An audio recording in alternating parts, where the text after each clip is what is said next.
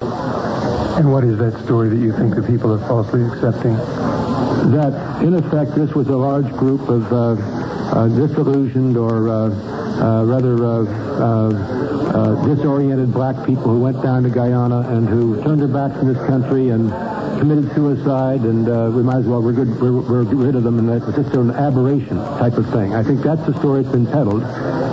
When you see the documentation here, you'll begin to wonder yourselves why the first reports were 350 people died or 400 people died, and for several days that was reported, and then they started finding more bodies. When the first reports were that 500 fled in the jungle, the people examined the bodies the first time and counted them by name, by types of people, men, women, and children, turned them over.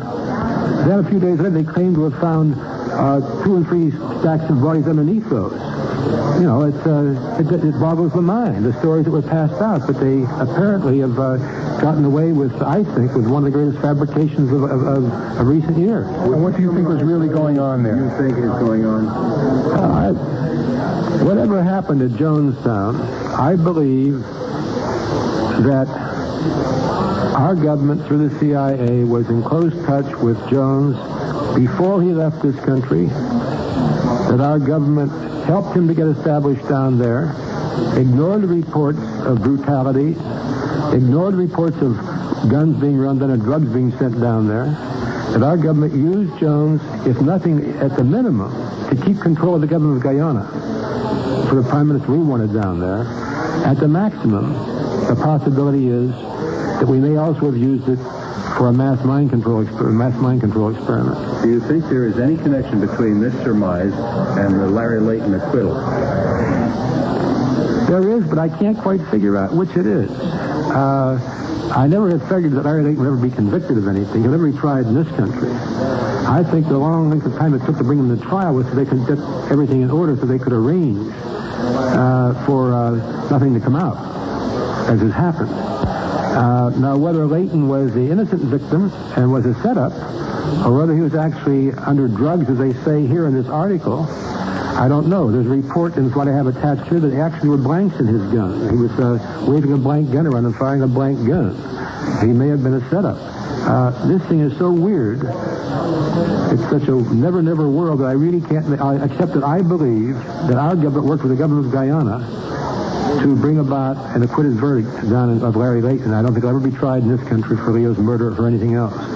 What significance do you attach to the fact that the leadership of the temple was largely white and the membership of the temple was largely black? I mentioned that, and in here, I think that that's part and parcel of the whole thing. I think that this is what caused me very suspicious about this whole experiment, about the possibilities here. The cadre was all white, and yet we think of Jonestown as a bunch of black people who were committed suicide without mentioning that white cadre, and that doesn't quite add up. I think there are racist overtones to the whole thing. What kind of racist overtones? What are you exactly alleging? I'm alleging that the media picture that was printed, that was painted rather, and then brought came out in print and so on, was that you don't have to worry about these people because they're crazy, they'll do anything, and they're not like us. How far will the Congress take all of this?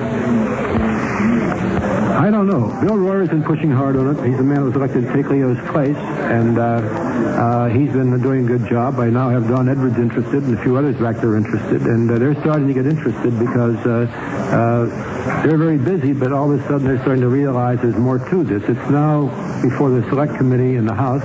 I don't expect much to come of that because they're very close to the CIA, but at least we're making some headway. We keep it going. Do you feel threatened in as much as you're exposing the CIA here? I don't know whether to feel threatened or not.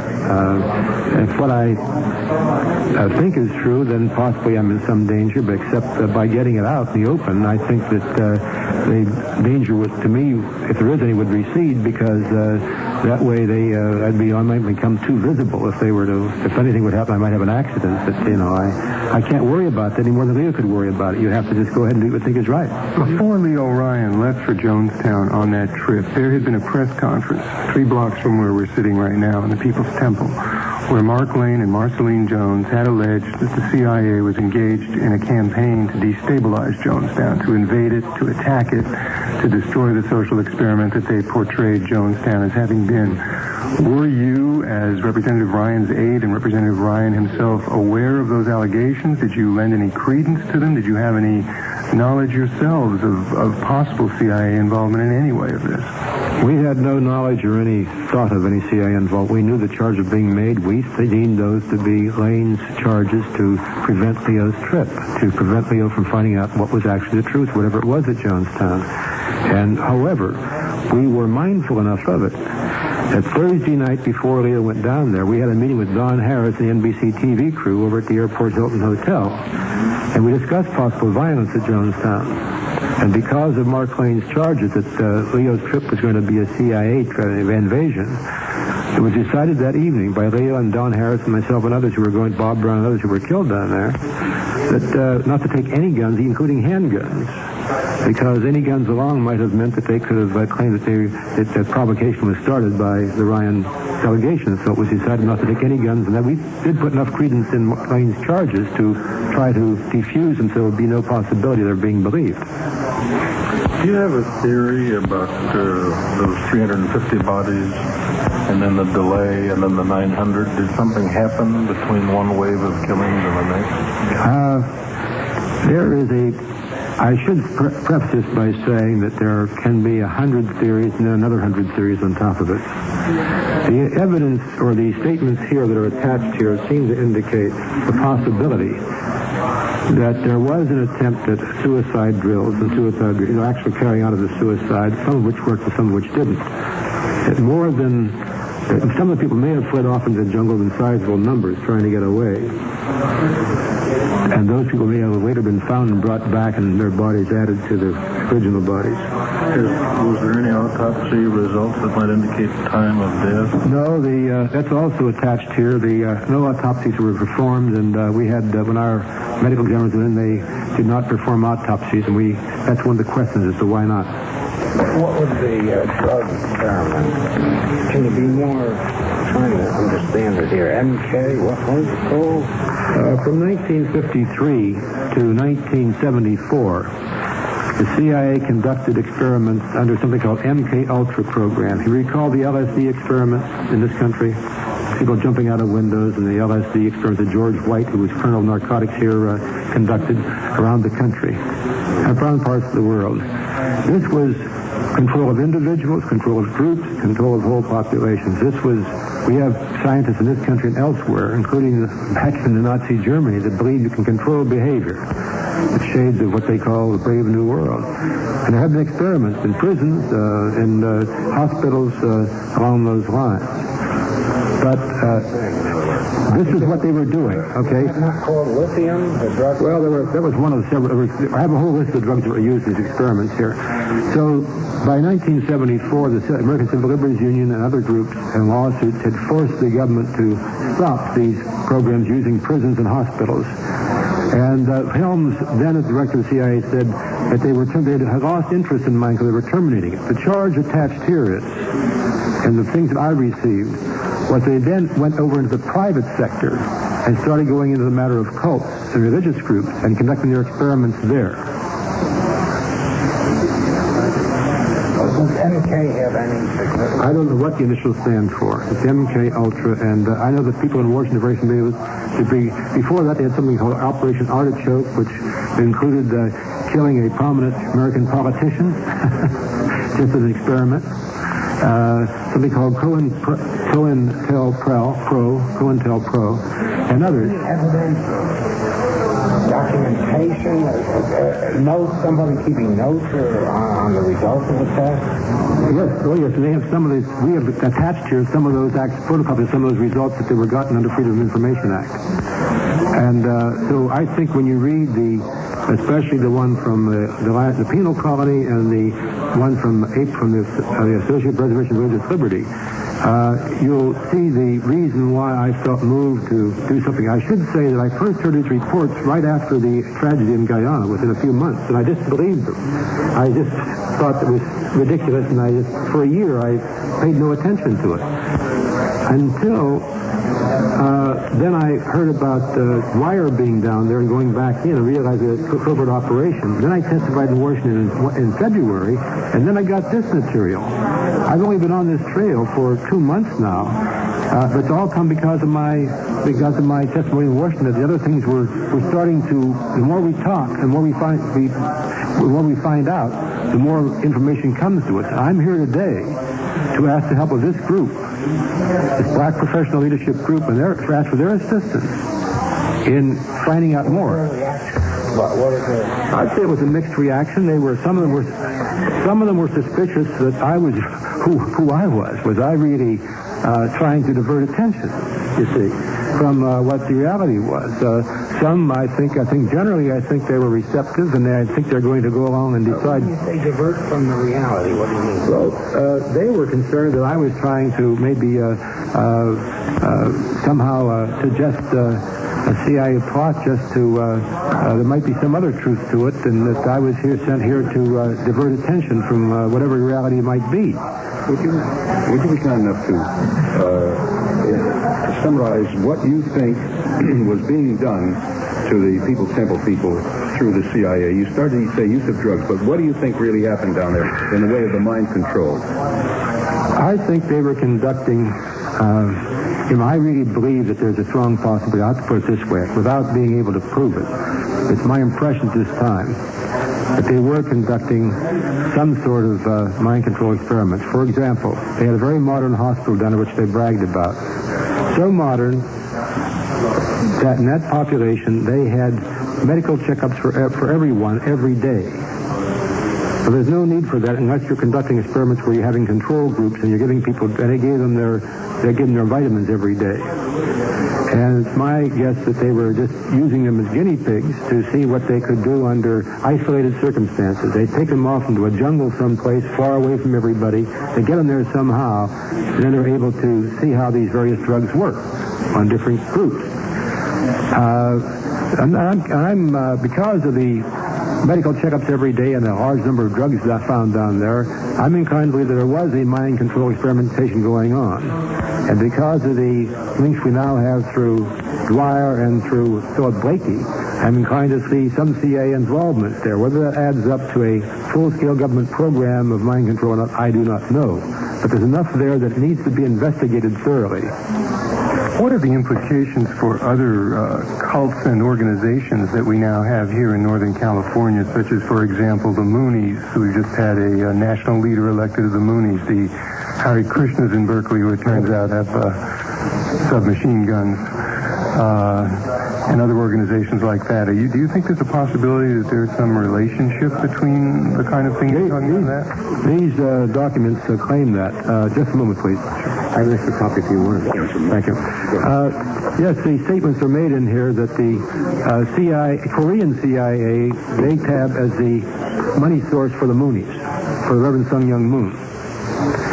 They talk about Synanon and some of Synanon's experimentation.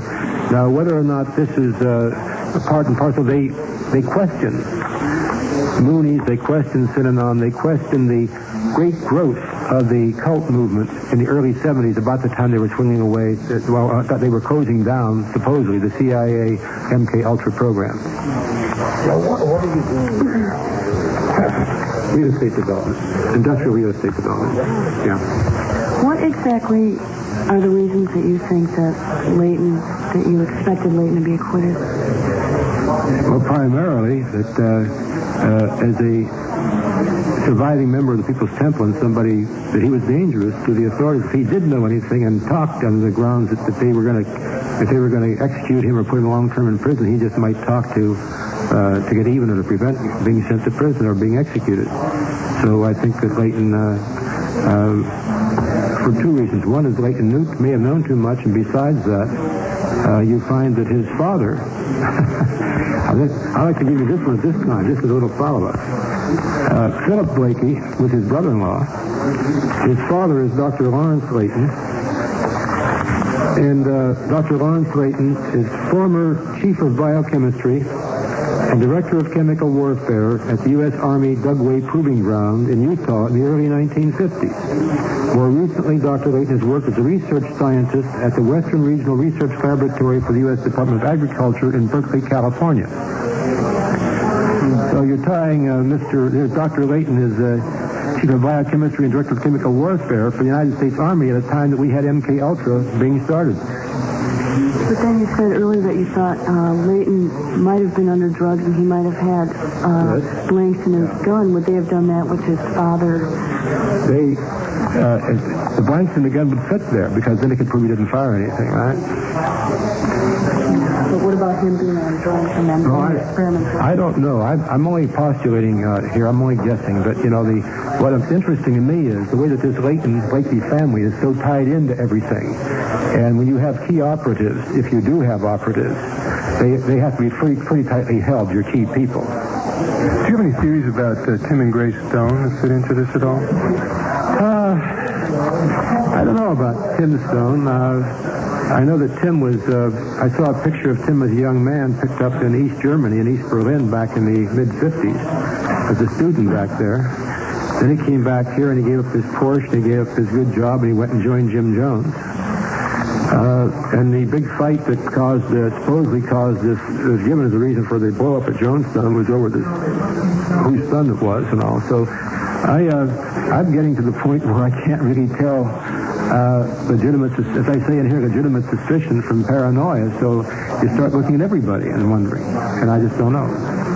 Thank you.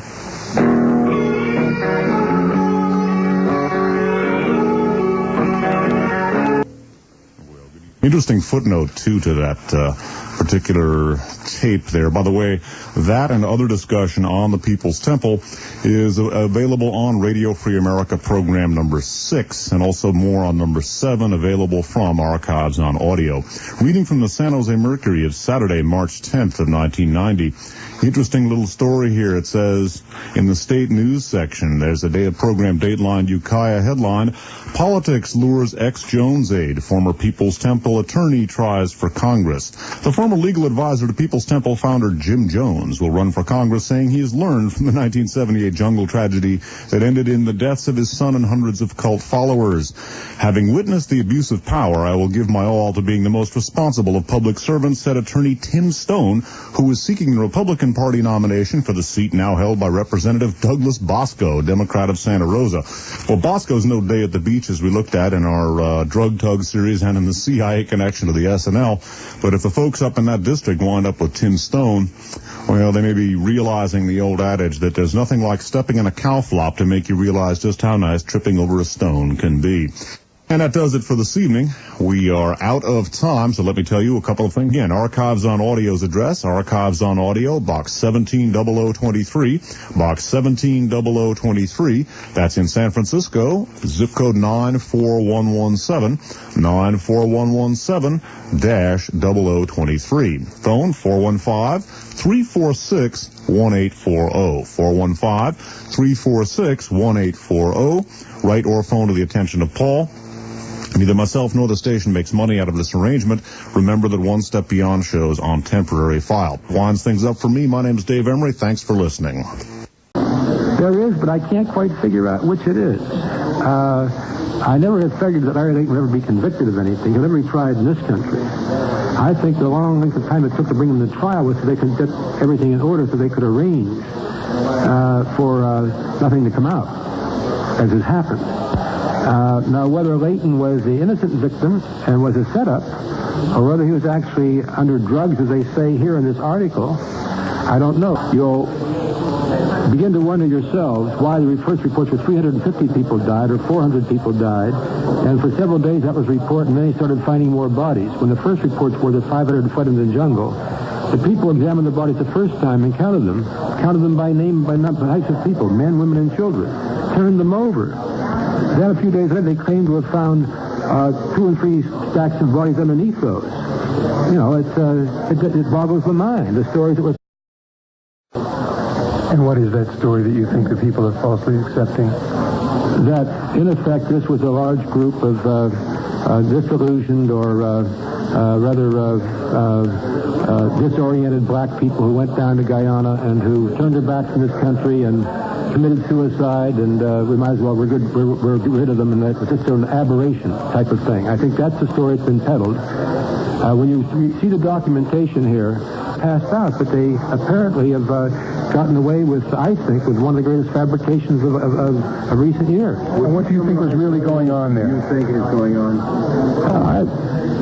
Whatever happened at Jonestown, I believe that our government, through the CIA, was in close touch with Jones before he left this country, that our government helped him to get established down there, ignored the reports of brutality, ignored reports of guns being run down and drugs being sent down there, that our government used Jones, if nothing, at the minimum, to keep control of the government of Guyana for the prime minister we wanted down there. At the maximum, the possibility is that we may also have used it for a mass mind control experiment. Do you think there is any connection between this surmise and the Larry Layton acquittal?